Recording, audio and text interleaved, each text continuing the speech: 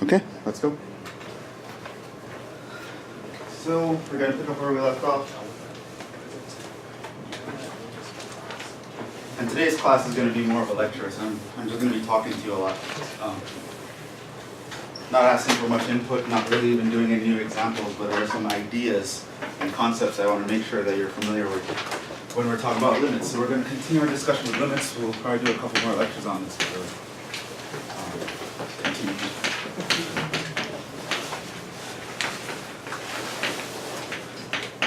So recall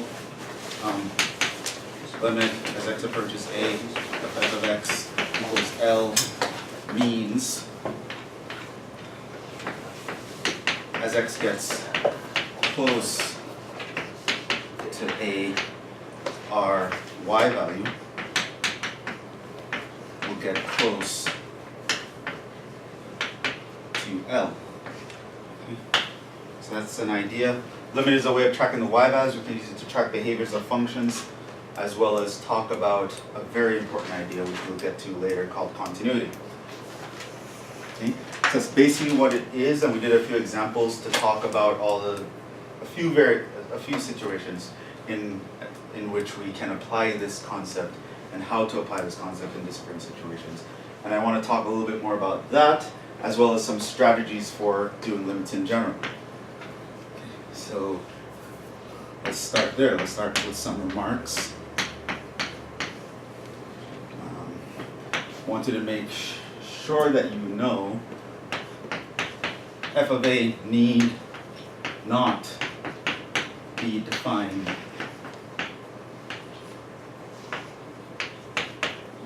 for the limit to exist. Right? So I don't want you to focus on whether a point is there or not, or whether something is filled in or not. It is entirely beside the point. We actually did an example like that last time when we looked at this guy. Now technically the function doesn't exist at the point where we want to take the limit. At 2 the function does not exist because it divides by 0. There's actually a hole there, but the limit was actually defined. And it was 4, you might recall, though f of 2, where we're taking the limit, was undefined. So I don't want you to look at the points necessarily, it's besides the limit. Limits talk about getting close to a point. Whether or not you can actually get there is far less important, not even important at all. You should also note, and we covered a few examples like this, the limit, the number L might not exist. And so we would say the limit as x approaches a of f of x dne, is the notation that we're going to be using, stands for does not exist. And a few common cases where the limit might not exist is that if your y is approaching several values.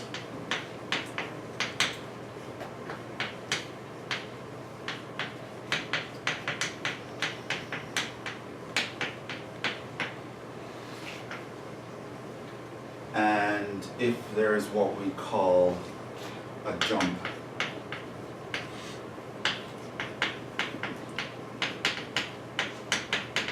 I'll define this phrase more later on when we talk about continuity, and I'll therefore be able to define discontinuity. A jump discontinuity, so that is something like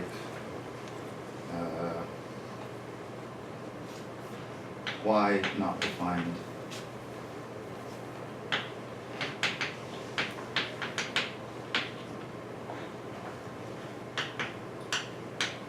points in an open interval.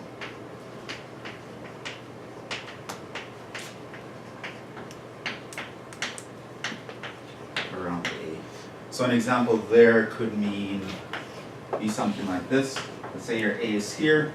You might even have a point there, but let's say the rest of your function is super far from there. You can open up intervals around the point and there's literally no one else within that region.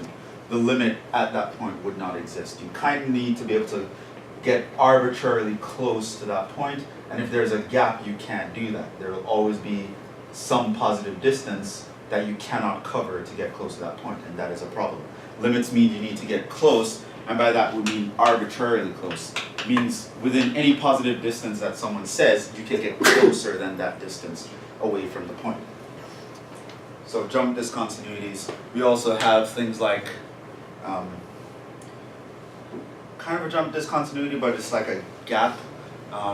So gaps / essential discontinuities.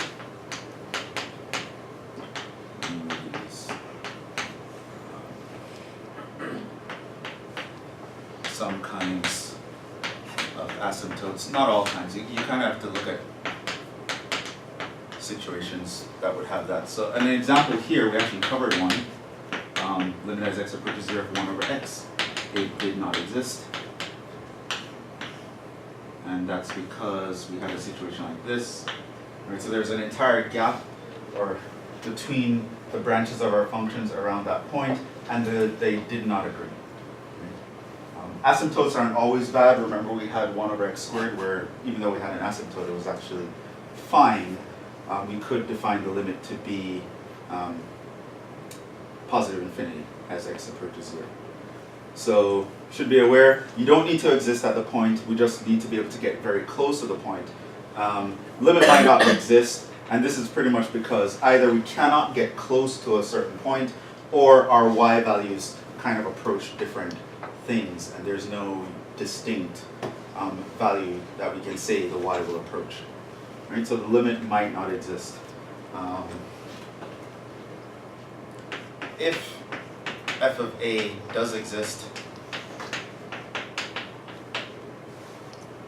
and limit as x approaches a of f of x equals that definition, f is called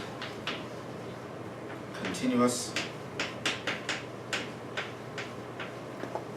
at a. We'll do more on this later. I just want to mention it here because later on I'm going to do a strategy, and it's going to be nice to say, oh, if it's continuous at the point, we can do this.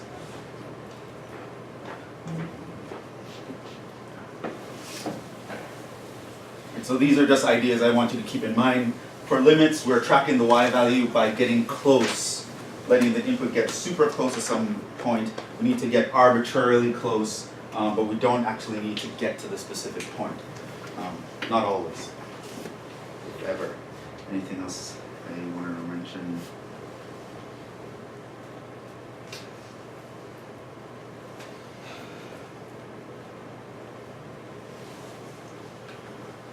Okay, so there are some terminologies I want to introduce, and then we go into another topic. So, remember that limit as x approaches a of f of x equals L notation. If L, that number, is plus or minus infinity, which we even saw last time, this guy is called an infinite limit. That's the phrase, that's actually a technical term, if you will. If the value you're approaching itself is infinite, like your x value is approaching infinity, positive or negative, then this limit is called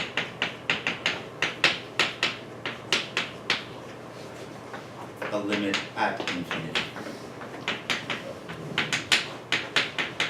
So there's a difference between an infinite limit and a limit at infinity. You say you're taking a limit at infinity if your input values are going towards infinity.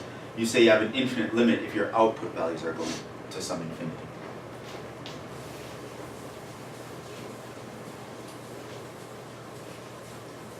So, for example, limit as x approaches 0 of 1 over x squared equals infinity. This was an infinite limit. The limit as, say, x approaches infinity of 1 over x that was 0, this is a limit at infinity.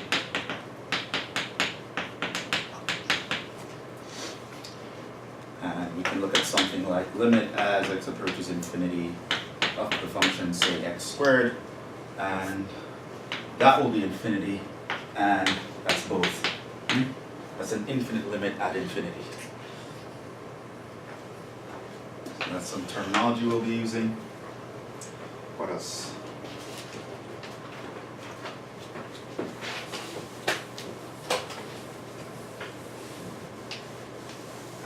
There were some examples we did last time where we couldn't say the limit exists because the function kind of behaved crazy, but some information could be gleaned.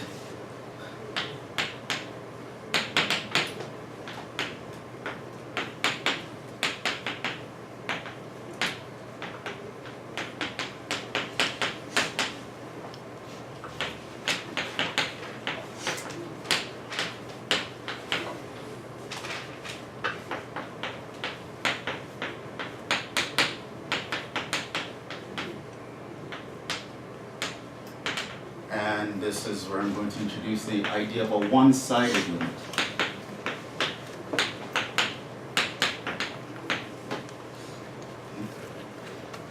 So there's also that idea.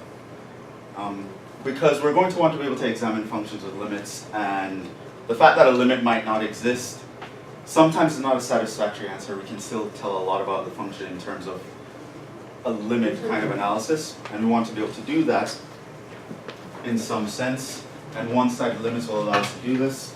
So for example, I'll just jump into the notation and then we'll explain what they are. There is this notation. Limit as x approaches some number, and you put a plus sign in the power as a superscript. This guy we call the limit as x approaches a from the right, meaning inputs are a bit larger than a and getting close to a.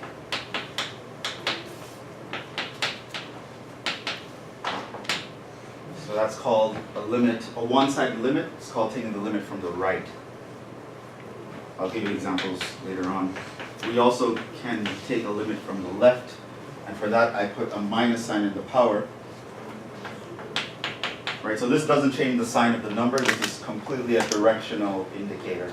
This means you're approaching that number from the right. This means you're approaching it from the left. So this is the limit as x gets close to a from the left. So again, if we look back at a previous example, we had the example of the function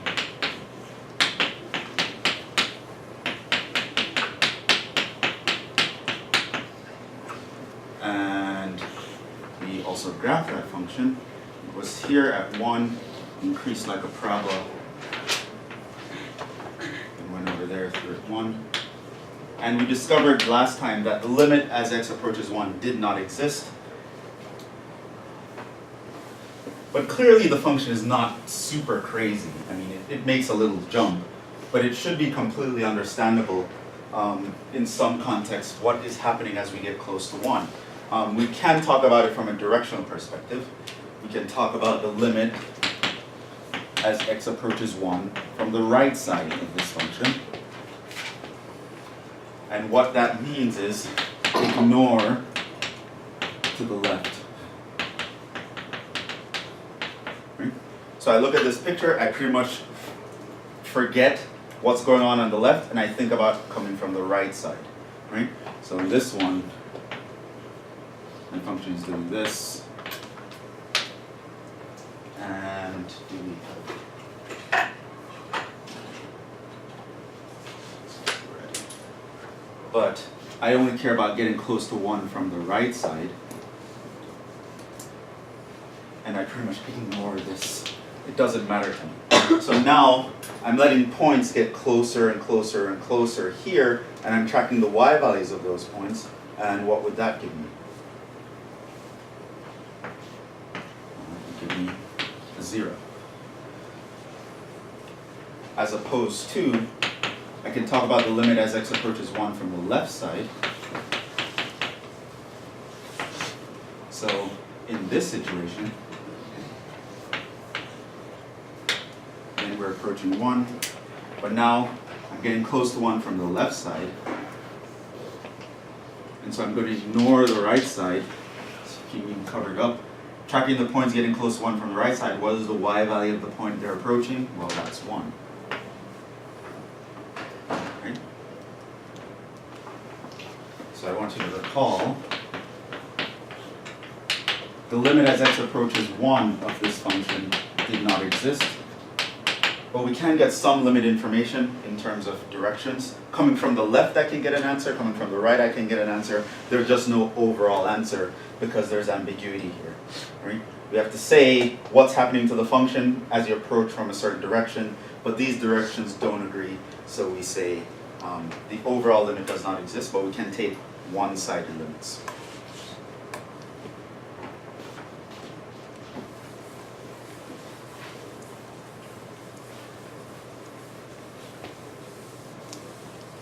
This gives us a nice way to talk about the existence of limits.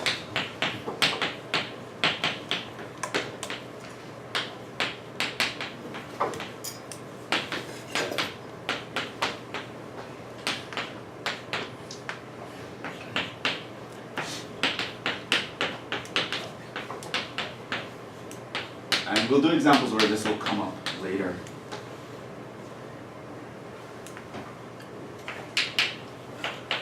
So it turns out the limit as f of x approaches a of f of x exists if and only if, by the way, that's not a typo, I typed 2 f's on purpose. It stands for if and only if. You can sort of interpret it as a double-sided arrow whenever you see me write that. If and only if both one-sided limits exist and they are equal.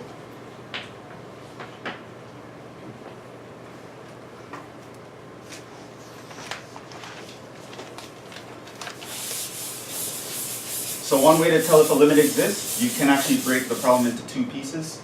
Look at what's happening on the left, look at what's happening on the right. As long as, if either one of those limits don't exist, it's possible for a one-sided limit not to exist. But if either of those things don't exist, or they're not equal, the overall limit does not exist. So we could conclude that the limit as x approaches 1 of f of x, this same f of x, does not exist since the limit as we approach from the left of f of x was 1, but that's not equal to the limit as we approach 1 from the right of f of x. That was 0.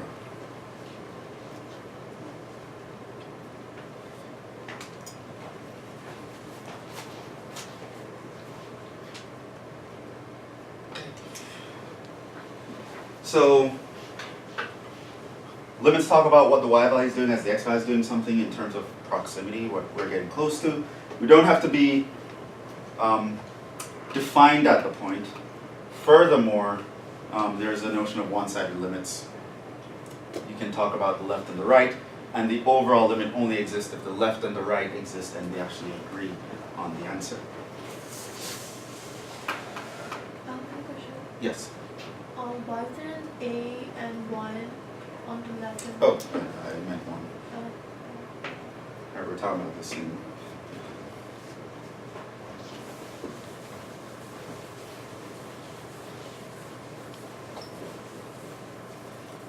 So those are just some important ideas I want you to keep in mind whenever you're doing a limit.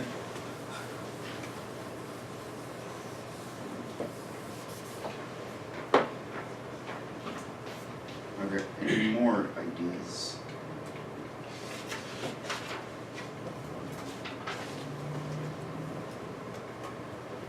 No. For now, we're going to enter a section called computing limits. Right, so we're going to spend a while on that, and this would have several subsections. The first one, I want to talk about strategy.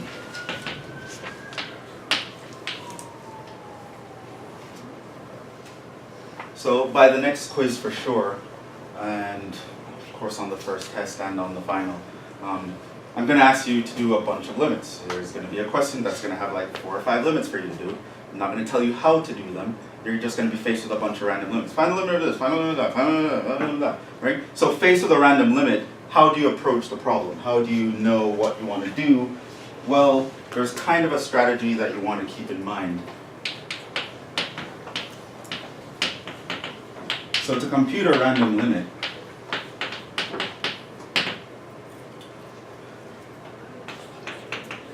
there are some kind of steps that you want to go through based on whether or not they work. Can anyone guess the first step?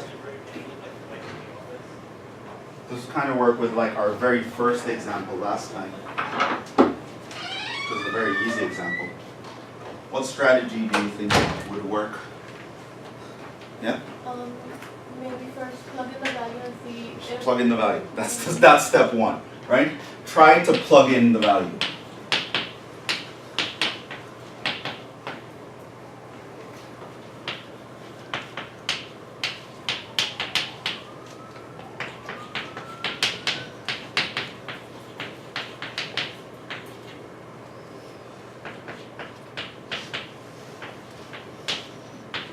That was the very first, that's the simplest kind of limit, and it should be the first thing you try to do when faced with any random limit. Just try to plug in the number. You never know, you might get lucky. I might give you something that looks very scary, but really if you just plug it in, you get a number. And people will try all sorts of craziness trying to, well, I tried this or tried, no, you should just plug it in, right? Something like that. 3 minus x is a polynomial. We know polynomials have domains on the entire real line. There's literally nothing with just plugging in x equals 1. Right?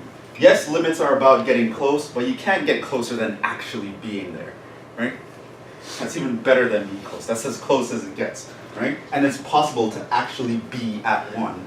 And so I can interpret the limit by just evaluating the function. Right? This happens when the function is continuous at 1. So that's the first step. So faced with a random limit, the first thing you're going to try to do, plug in the number. Of course, step 2, that doesn't always work. Step 1 doesn't work.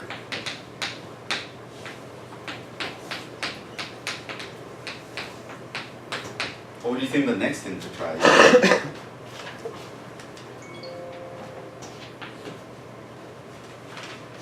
Well, the idea is plugging in the number. Oh, yeah. You can factor it out. Factor, or in general, simplify. Okay, so we're good. Try to simplify so you can plug in the number.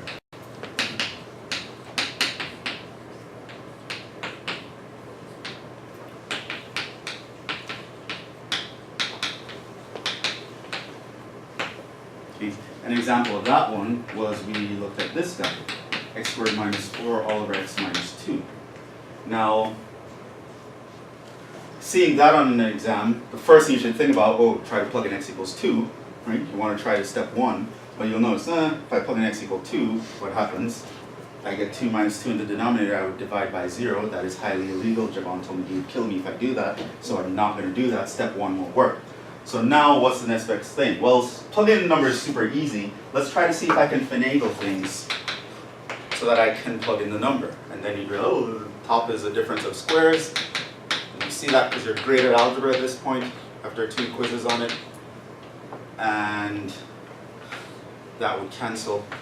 And we have the limit as x approaches 2, x plus 2 And now you can actually plug in the number because x plus 2 is a very nice value. Right? Now never mind that we actually can't be at 2, limit doesn't care, but this guy will behave near 2 the same way this guy would behave. And so I can treat this as just plugging in the number. Okay. Now at this point, so plug in the 2, we'll get 4 as the answer. Now this point here, a couple comments about writing this out. At this point here, I might refer to it as taking the limit. So I couldn't take the limit until I got to this point. And another thing I want you to recognize is that I want you to keep writing this notation. Keep writing limit as x approaches 2 until you take the limit.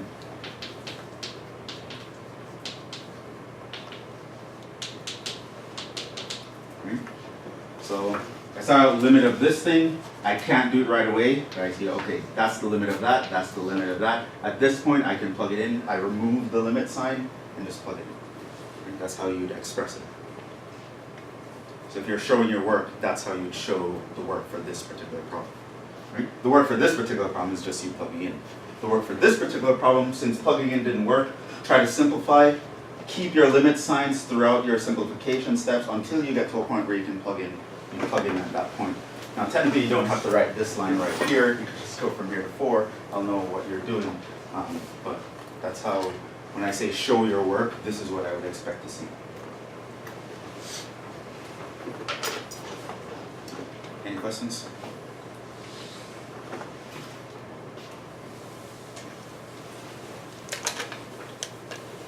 If there are any questions at any point, just stop me, we'll deal with it. So that's step 2. So you see a random limit problem, first thing you try to do, plug in. If not, try to simplify it again, plug in. If not,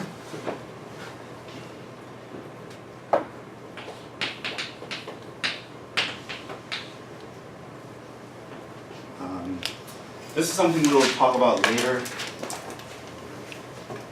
We'll probably start talking about this on Friday. If not, it'll be pushed into next Tuesday.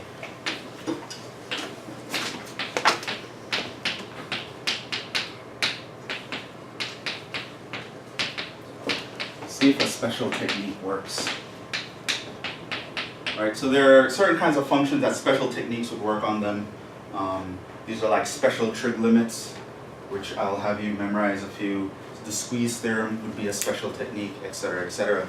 I haven't told you about these yet, but it would probably be the third thing you would think about in order. We'll do some later. Right, so there will be special techniques that you can do on rational functions or trig functions that they usually fall into certain patterns that you can take advantage of.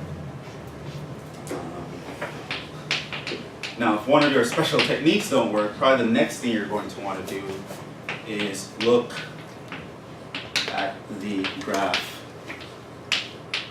or the table of values.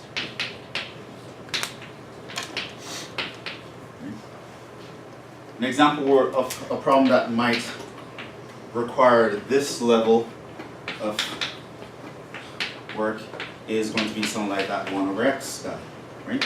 So if you're faced with that on an exam, that's not going to be an exam, that's way too easy. But this is for the sake of the example, right? So you see that limit, the first thing you're going to try to do, plug in the number. Oh, can't plug in the number, divide by 0. Okay, step 2, try to simplify it and plug in the number. Well, the x in the denominator is the problem. I can't get rid of that. There's nothing in the top that can cancel that x. So simplifying is also not a thing, right? Special techniques, we can skip over that for now. So we're in a situation where we can't plug in a number, we can't simplify to plug in the number. Well, what do? Well, the graph is going to help us. Right? This is why it's important to know the graphs, right? You might have some idea of what this graph would look like. Here you'd realize that your 1 over x looks like that, so you're like, does not exist. Right? Because you see now from the graph, your y value is doing different things at 0. So if you have a function, you can see a picture in your head, That's pretty good. Sketch an example of the picture and say, the limit's not going to exist here for this reason. Right? And similarly with 1 over x squared, right? When you try to do that, all you do is you think about the graph. And then you realize, oh, that must mean the limit is infinity. Because you're very good at the graph. Right? Now, if the graph is too hard, so versus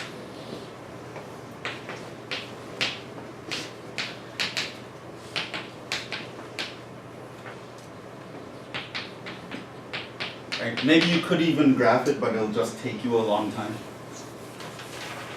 A table of values might be an option. Probably only an option on a test or a quiz where I allow you to use a calculator. Otherwise, it can get pretty annoying. But you do a table of values. So let's say I wanted to find the limit as x approaches 0 of 1 over x. So I can plug in a bunch of x values and then compute the y values, because the limit, after all, is tracking the y value. So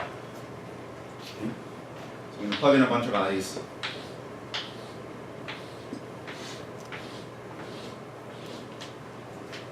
And ultimately, I want to say get to 0, right? So that's my 0. That's what I want to know. What is the y doing at 0? So what you're going to do is you're going to plug in, because we understand that for limits to exist, you have to be, the left and right must agree. You're going to plug in numbers to the right of 0 and to the left of 0, and getting them closer and closer to 0. Now, remembering that limits care about getting really close to something, the numbers that you're going to choose to put in the table have to be close to 0, right? You're not going to plug in 1. 1 is way too far in mathematical terms, right? Not going to plug in 5 and 7 and 1. No, you're going to plug in something like 0.1, then 0.01, then 0.001, then 0.0001. You want something super close to 0 within a few hundredths of a decimal place, right? You want to get super close, and you want to take your time and inch closer and closer and closer, right? Because the limit is talking about as you inch closer, what's going to happen.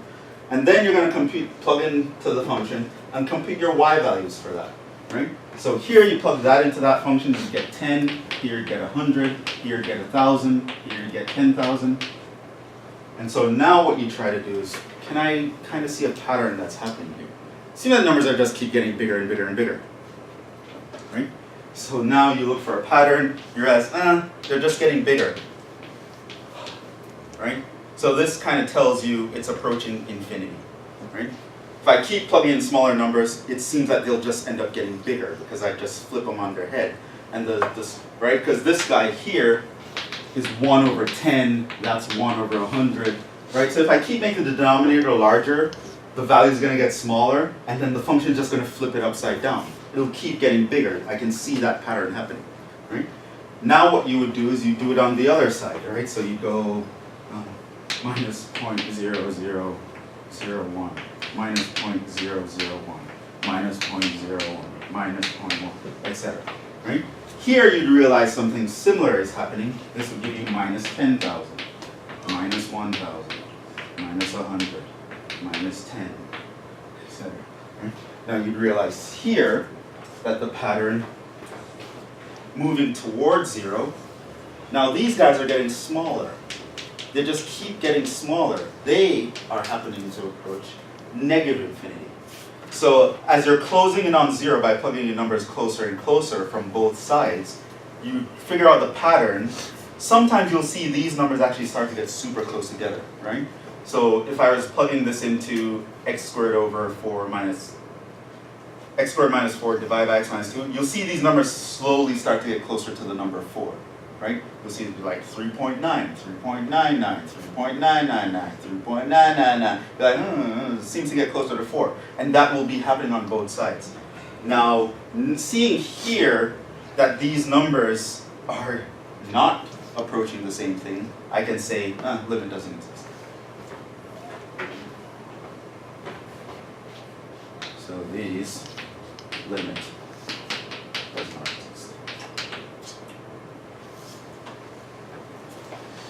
Any questions on that?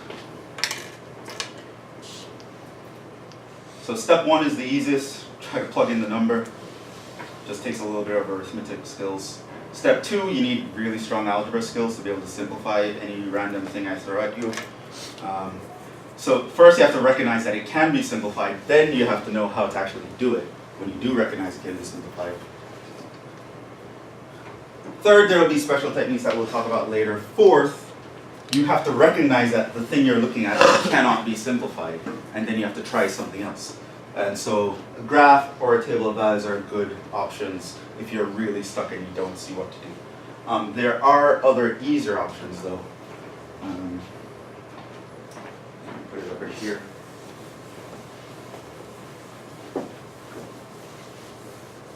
Step 5. I think that was step 5.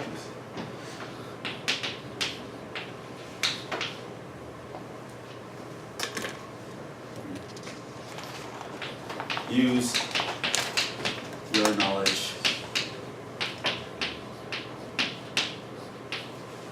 of how different functions relate to each other.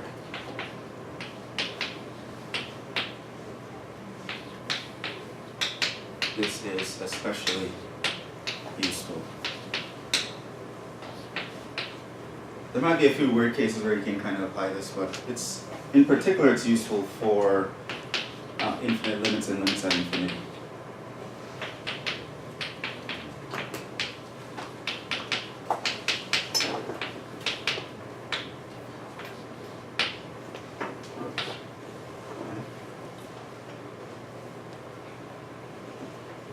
So here's an example.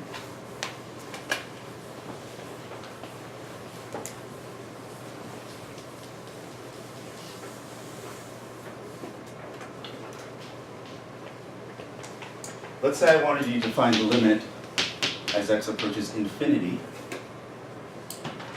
of x squared divided by e to the x. Step 1, plug in a number. Infinity is not a number. Step 2, try to simplify. Yeah, good luck with that. It's very hard for a Calc 1 student to simplify that.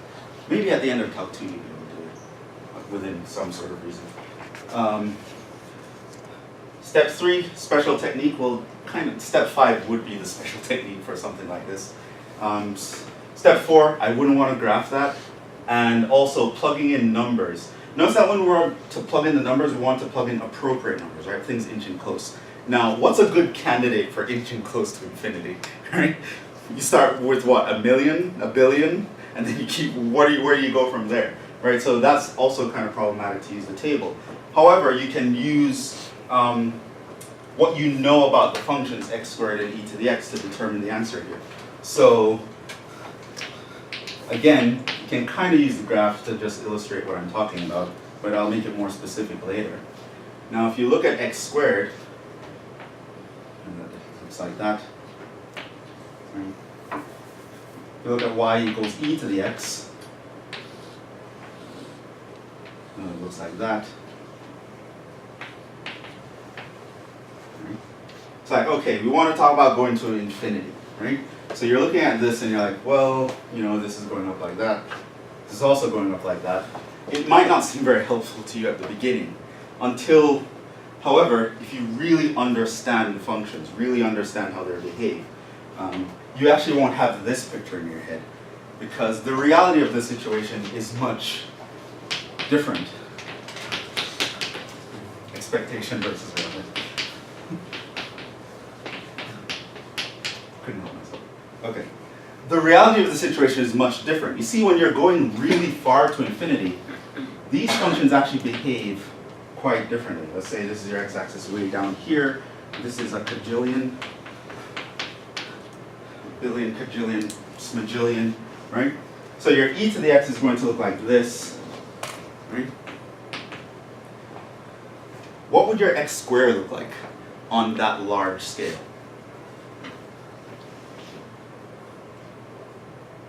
It's still going to look like that? No.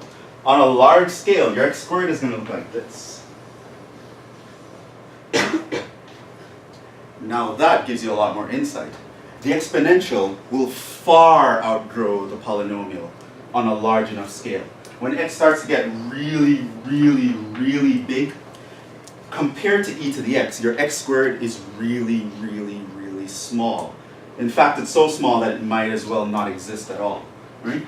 The exponential is going to beat the x squared when you're going off to infinity by a lot. In fact, e to the x will beat any polynomial when going off to infinity. Could be x to 1 million power. Eventually, the e to the x is going to be way up here. The polynomial is going to be way down here. Exponentials are a lot bigger than polynomials when the input gets large. And that's what I mean by how different functions relate to each other. Right? So you having that awareness that compared to e to the x squared is super small, you can now approach this with a lot more insight. You're like, well, this is a fraction in which the numerator is super small and the denominator is huge. Right? Now, what would such a fraction do? What would it go towards? 0. Right? A fraction where the denominator keeps getting larger and larger and the numerator relatively stays the same, it will keep getting smaller and smaller and smaller. It will go to 0.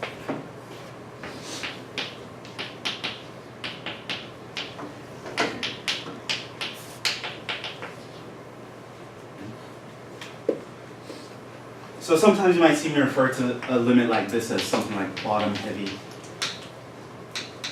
Right? The reverse would be top heavy. That would mean the numerator is huge and the denominator is small. That means infinity would have been the answer that you put over here. Right? But you understanding how x squared and e to the x relate to each other would tell you that. Right? So all the previous techniques would kind of be a little bit sketchy to use here, but having that knowledge is going to be important. So to that end, let me tell you about the relationships that you're going to want to be aware of. Relationships as x gets large. Of all the familiar functions we've spoken about so far, logarithms are the ones that grow the slowest. They're the smallest, besides a constant function, relatively speaking. The logarithm is going to be the smallest growing function, right? On top of a log, you would have a polynomial. Okay?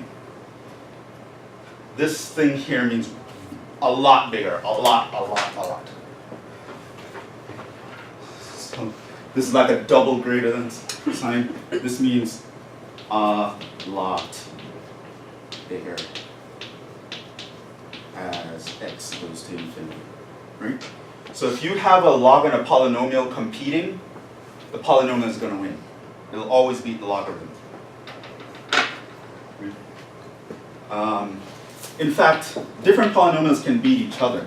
So an x to the b would be a lot bigger than this guy if your b is bigger than a.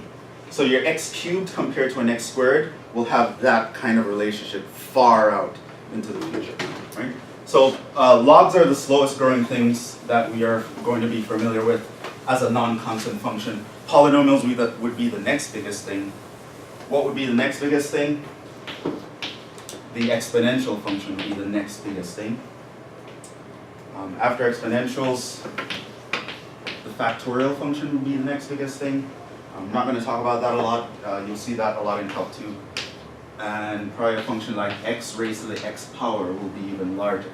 Now what this sign means is as x goes to infinity, anyone on the left is a lot smaller than anyone on the right, to the point where you can literally consider them to be 0. Right? Right? Compared to e to the x squared might as well be 0 as x is going to infinity. It doesn't exist. This guy is so much bigger. Right?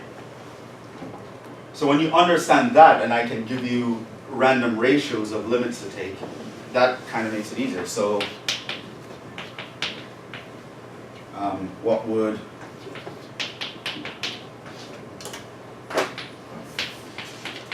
that be? Yeah? Close, but no.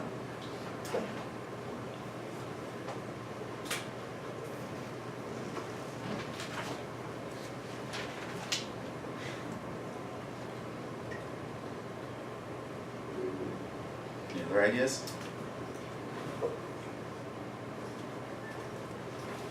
It's actually negative infinity. Why? There's a negative x squared, right?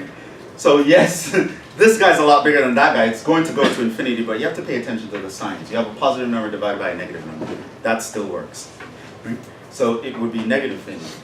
In the reverse, if I had asked you what is the limit as x approaches infinity of 3 minus x squared over 2e to the x plus 1, well that would be 0.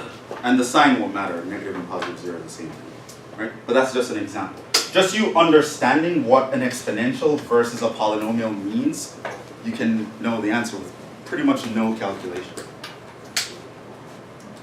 So we'll stop there for now. We'll do a lot more examples to make sure you actually understand the strategy, and then we'll move on to more. Just checking that your function called like variable law. It'll be in the, trigs it depends, because a sine function only bounces between plus and minus 1, while a tangent function shoot up. Trigs, I wouldn't think of them in this way. Then what if x equals negative infinity? Well, then a reverse equation holds. It means that these guys will decrease a lot faster than those guys. So these guys will.